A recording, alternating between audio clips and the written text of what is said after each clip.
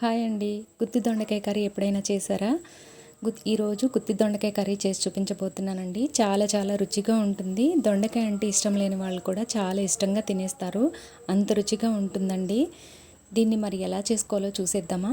దీనికోసం స్టవ్ మీద ఒక కడాయి పెట్టుకుని 1 టీ స్పూన్ ఆయిల్ వేసుకుని ఆయిల్ హీట్ అయిన తర్వాత 1 టేబుల్ స్పూన్ శనగపప్పు, 1 టీ స్పూన్ మినపప్పు, 1 టీ స్పూన్ ధనియాలు, అర టీ స్పూన్ జీలకర్ర, ఒక 7-8 వెల్లుల్లి రెప్పలు వేసుకుని వీటిని దోరగా వేయించుకోవాలి. ఇవి ఇలా వేగిన తర్వాత ఒక మీడియం సైజు ఉల్లిపాయ ఇలా పొడవుగా ముక్కలుగా కట్ చేసుకుని ఇందులో వేసుకుని వీటిని కూడా దోరగా వేయించుకోవాలి. ఇవి ఇలా వేగిన తర్వాత స్టవ్ ఆఫ్ చేసుకుని వీటిని ఒక బౌల్లోకి తీసుకుని పూర్తిగా చల్లారనివ్వాలి. ఇప్పుడు అదే కడాయిలో కర్రీకి సరిపడా ఆయిల్ వేసుకుని ఆయిల్ హీట్ అయిన తర్వాత 1 టీ స్పూన్ ఆవాలు, 1 టీ స్పూన్ జీలకర్ర, కొంచెం కరివేపాకు వేసుకుని గుత్తి వంకాయల్లాగా 4 భాగాలుగా కట్ చేసుకున్న దొండకాయలను కూడా వేసుకుని ఒకసారి ఇలా కలుపుకుంటూ మూత పెట్టుకుని బాగా మగ్గించుకోవాలి. మధ్య మధ్యలో కలుపుకుంటూ మగ్గించుకోవాలి. ఇలా బాగా మగ్గిన తర్వాత 1 టీ స్పూన్ అల్లం వెల్లుల్లి పేస్టు, అర టీ స్పూన్ పసుపు వేసుకుని మొత్తం అంతా ఒకసారి కలిపి మంటని లో ఫ్లేమ్లో పెట్టుకుని మళ్ళీ మూత పెట్టుకుని బాగా మగ్గించుకోవాలి. దొండకాయల్లో ఉన్న పచ్చిదనం అంతా పోయే వరకు ఇలా కలుపుకుంటూ బాగా మగ్గించుకోవాలి.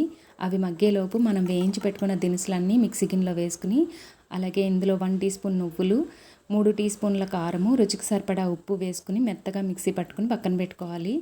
ఇప్పుడు దొండకాయల్లో ఉన్న పచ్చిదనం అంతా పోయి ఇలా బాగా మగ్గిన తర్వాత మనం మిక్సీ పట్టుకున్న ఉల్లిపాయ పేస్ట్ని ఇందులో వేసుకుని దొండకాయ ముక్కలకి పట్టేలాగా బాగా కలుపుకుంటూ అడుగు పట్టకుండా బాగా మగ్గించుకోవాలి.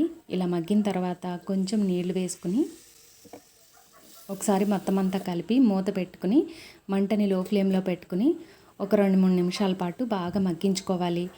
ఇలా మగ్గిన తర్వాత మీ దగ్గర ఉంటే కొత్తిమీర వేసుకోండి. నా దగ్గర లేక వేయలేదు.